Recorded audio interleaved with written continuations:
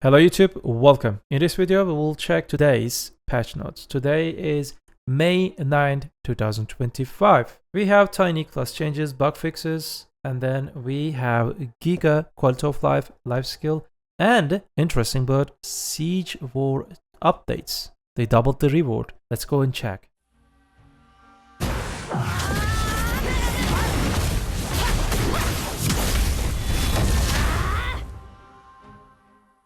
Not like the other global labs, I will start with the classes because class changes are small. The Goldfish is Tamer. They did this to the Awakening Guardian before and Succession Guardian. They removed the accuracy buffs on these three skills. Let me just check which skills are they. Prime Upward Claw. In Awakening, I believe. Is it an Awakening? Yes. The Celestial Bow thing, this attack skill, and also this Sky Reach skill. You will not get accuracy buff from these skills anymore. You will not have self-accuracy buff, but as a reward, all your skills in your skill kit, in the skill tree, increase the skill accuracies by 6%. So you will not bother yourselves to get accuracy buff, and you will have the accuracy already in your skills. Good quality of life update. I would love to see this on at least in my Succession Dracania. By the way, people asking me why you always feel bad about Dracania or something. I have published video yesterday. You can watch it and you can understand why Dracania feels bad, especially the Awakening Dracania. I published that video not for crying or not for toxicity or something. I just wanted to answer your questions because more than 100 people, maybe thousands of people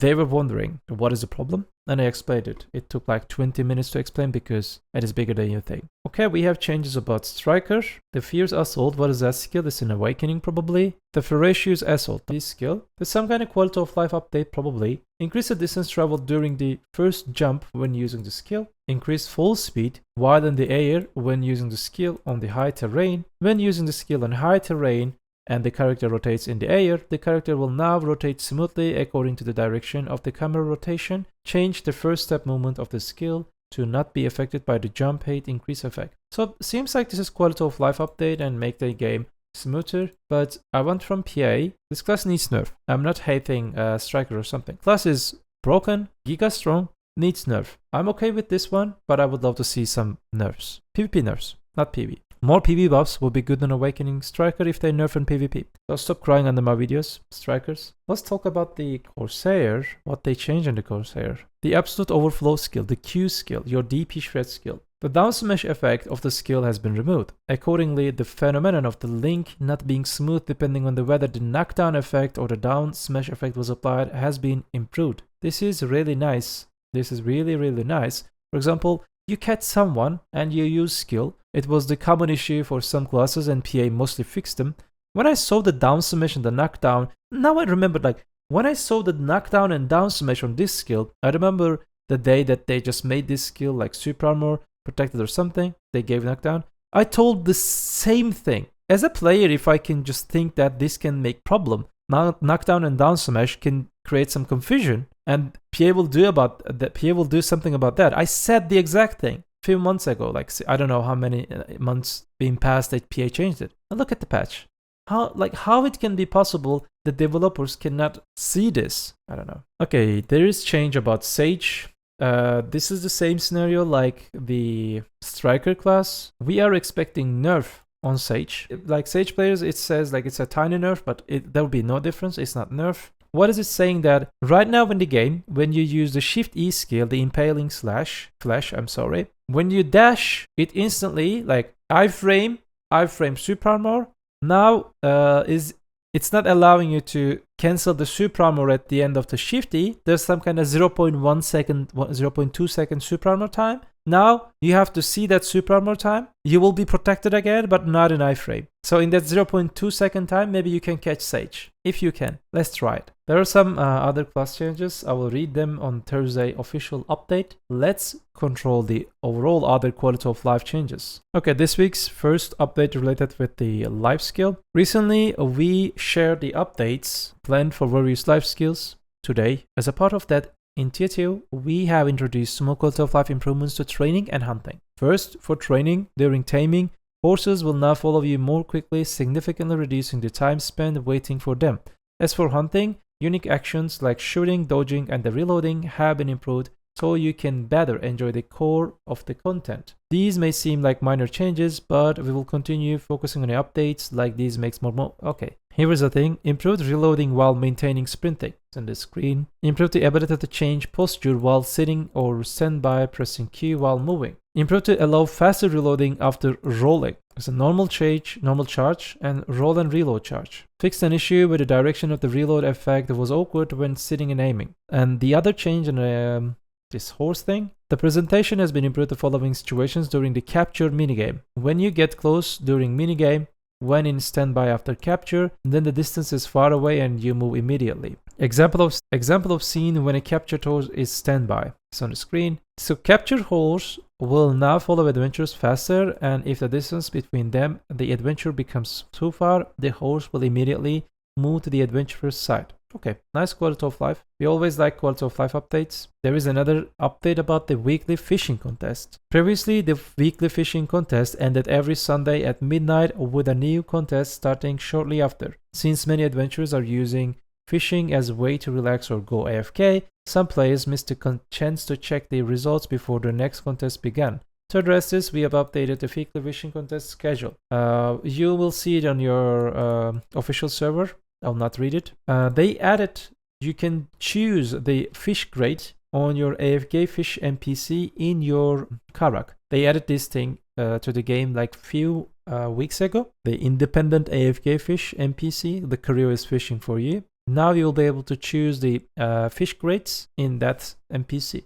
This is good again. The number of the materials required to craft an imperial boxes 3 times lower. As you can see, for the green grades it was 9, now it will be 3. And for the blue it was 6, now it will be 2. We will see how it will affect the imperial alchemy. If that, maybe it will be, worth to do it. We will see it. The weight limits of the elixirs, potions, perfumes, and all of them fixed to 0.2 liters. This is also good. Pearl box items have been changed from the character bound to the family bound, so they can now be stored in the warehouses. Accordingly, all Pearl box items held by adventurers have been moved to the Hedal warehouse. And there's also a list about that. The items, as you can see on the screen, Ellie's, Fugar's, magical elixirs, and this energy drink thing. You'll be able to put them in the family inventory after dispatch. Another good quality of life. You'll be able to use these fishes while you're doing, cooking. I don't know how it will affect, but they just changed it. There is a name change on the potion, but what is that? Let me check it. Maybe we can find it on the...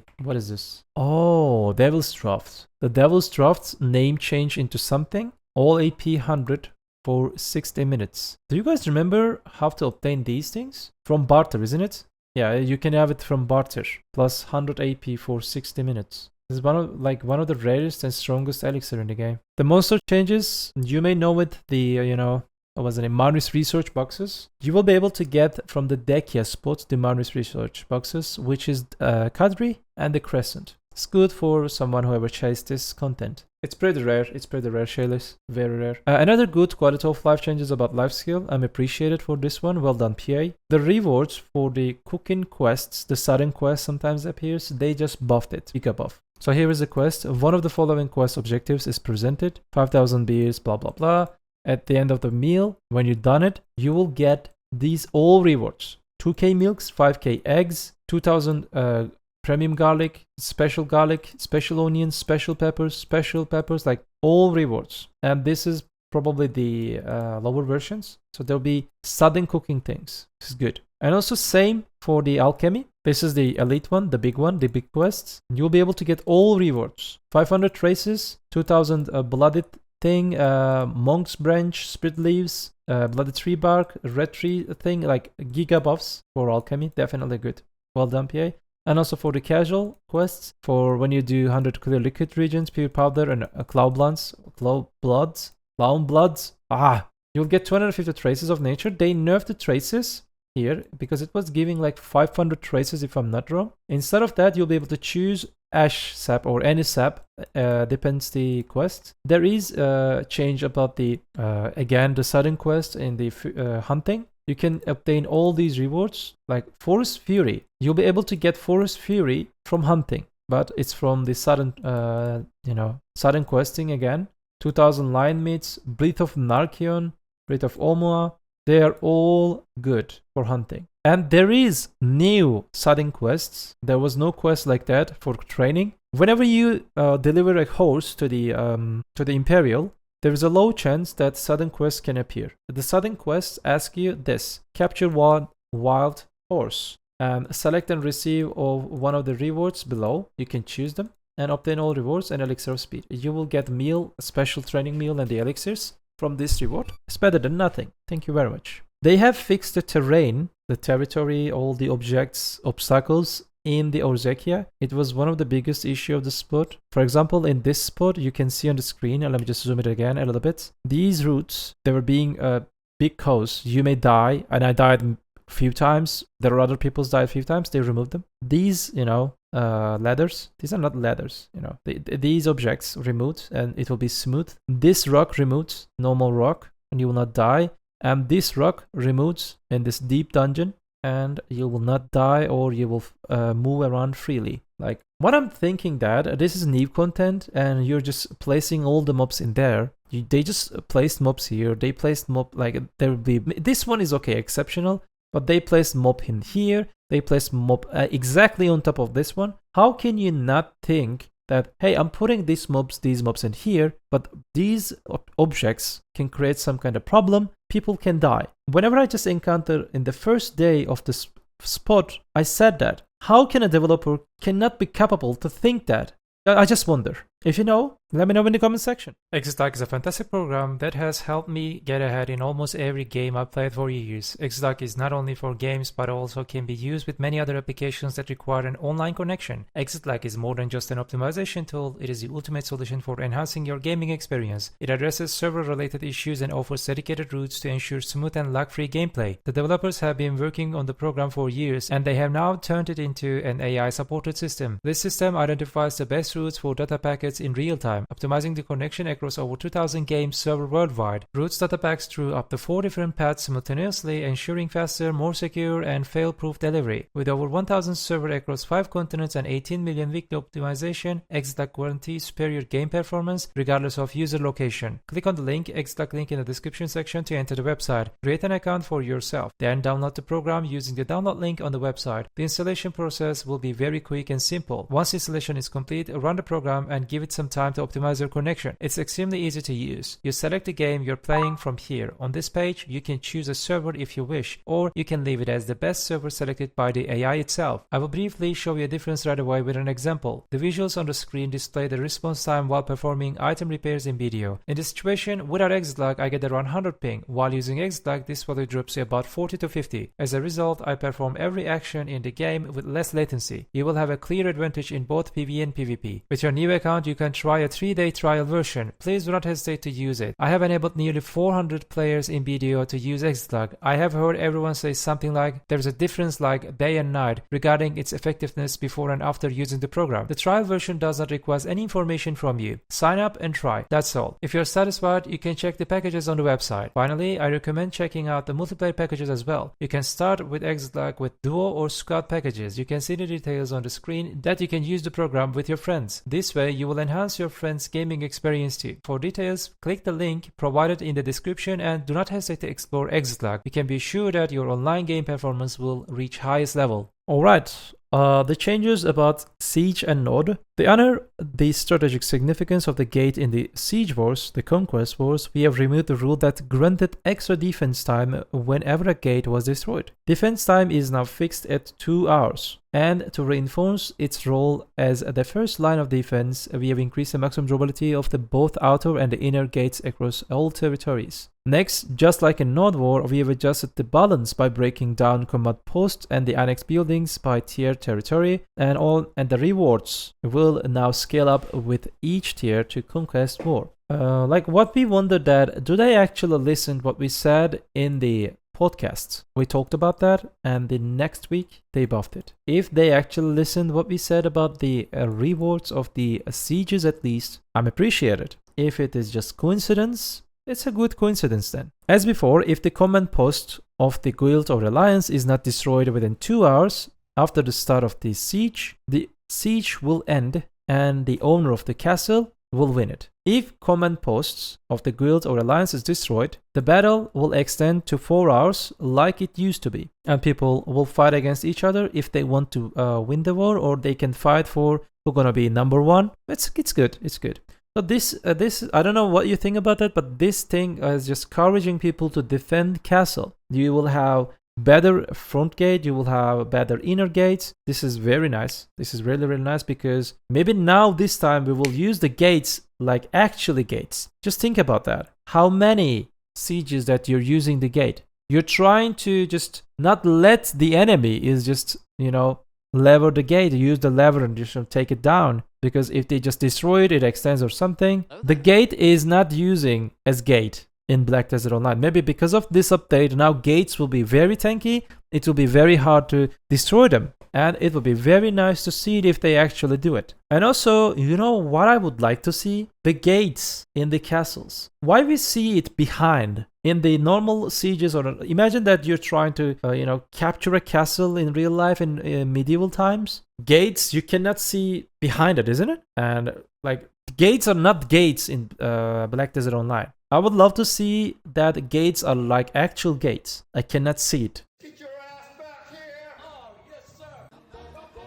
Okay, they increased or they adjusted, command posts, all the auxiliary buildings and everything. According, depends the tier of the node and siege. Here the rewards for the tier 2 sieges. Now the winner rewards will be 3.5 billion pure silver, 1000 ancient speed powder, 100 chrome stones, 110 medals, 12 lightning traces. This is the Voltarian pieces, 2 honorable loot boxes, 3 loot scroll, and honorable box battlefield scroll. So it's like approximately 50% more than 50%, I believe, because you get 2 billions, isn't it? I think you get 2 billions or a little bit more or less, but this makes the difference. You'll get more silver, almost 50% or more, and the 2 honorable loot boxes, these are additional. These are the blazing boxes. This is the situation when the castle owners hold the castle and win it. This is the situation the lord won by applying victory by point system. That's the thing.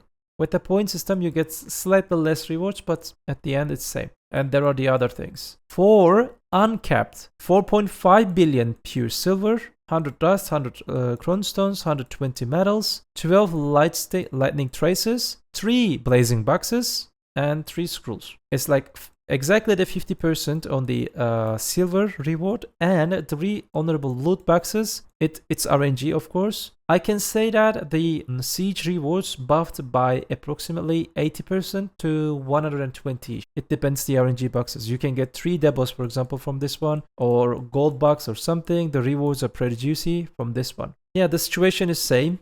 If you become number 1, you get almost same. Yeah, I mean, I liked it. If they actually listen what we said in the podcast, and if they do it, it's pretty nice. If it is coincidence, it is a good coincidence. Improvements have been made so that you can use the guild hall when applying to participate in the base or siege. You can enter the guild manor even while applying to participate in the stronghold battle and occupation battle in the guild member status. However, during the war, you cannot enter the guild hall in the server. Okay. Accordingly, if you leave the guild grounds from 15 minutes before the start of the node war, blah blah blah. This is just okay. Added to ability to check rewards items in the node and occupation base result reward. Okay, you'll see what you won. UI changes. When you select colorblind settings, the color of the enemy adventurers will be changed to the orange. The message indicating that the Grand Prix, blah blah blah. Okay. Yeah, that's all from me for this video. I tried my best to explain everything. This week we do not have class changes, but we are expecting some kind of good class changes for the next few weeks. At least nerf some already broken classes in PvP. Like, these are the problematic classes right now. Awakening Sage, Succession Berserker, Awakening Striker, Awakening Mago, Succession Assassin, and maybe there are some other classes. These are problem. These are really problem. Please, PA, nerf them properly. Don't kill them, but nerf them properly. So they are just making our games unplayable. So for this video, I'm done. You know what we say? Do not forget. BDO is just a game, and don't play Dracania.